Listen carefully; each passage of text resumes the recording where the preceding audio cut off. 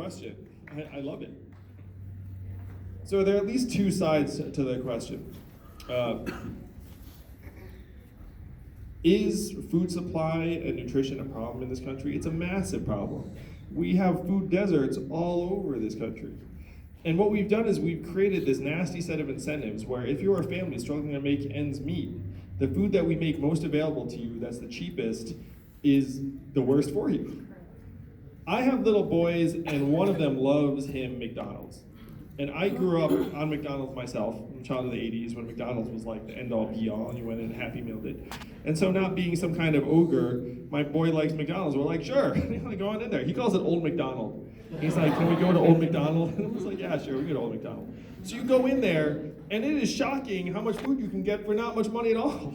They have this dollar menu. I was like, you got 4 McNuggets for $1? It's like, are they really chicken? Like, you start thinking those thoughts. So these are the incentives we set up, where if you're a family struggling to make ends meet, we're gonna make really cheap and unhealthy food available to you.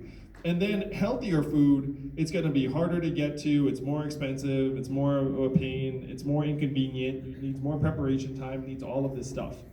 So the first big move we can make is just put money into our hands directly, lift Americans out of poverty so that people aren't making financial decisions with the food that they're feeding their kids. That's big move number one. That's the freedom dividend. The second thing is what you described as the healthcare costs. And how many of you all studied economics in college? So one of the biggest problems in American life right now is that there are these things called externalities that are not getting baked into the way various institutions operate. So the example of this is that you said we're spending an insane amount of money on chronic conditions that could be improved if people had healthier food.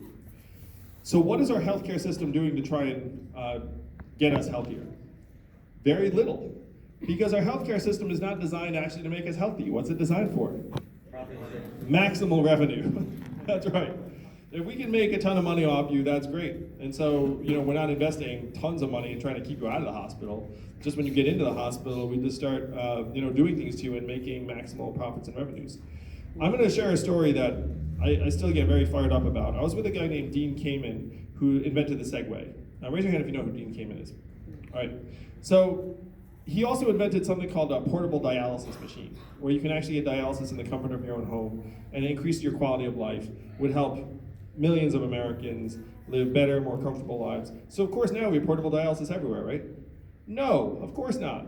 Because the current companies decided they make more money from inpatient centers where we bring you in and then we plug you into the stationary dialysis. And that's much more lucrative. It turns out that moving to portable dialysis would save society approximately $90 billion. But that's money out of their pockets. So what do? They lobby our bought and sold legislatures and say portable dialysis is unsafe, even though the data all shows the opposite.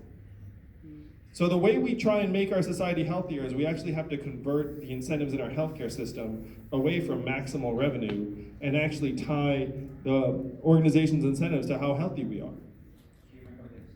Yes, human capitalism, and in this field it's called like value-added medicine, where instead of saying how much value or how much money did you make, it's like how much health did you add, which is a new set of measurements. So this is a profound shift, but we have to make it because what's happening in our healthcare system is emblematic of what's happening all around us, which is that everything is moving towards the almighty dollar, and we are losing at every step of the way.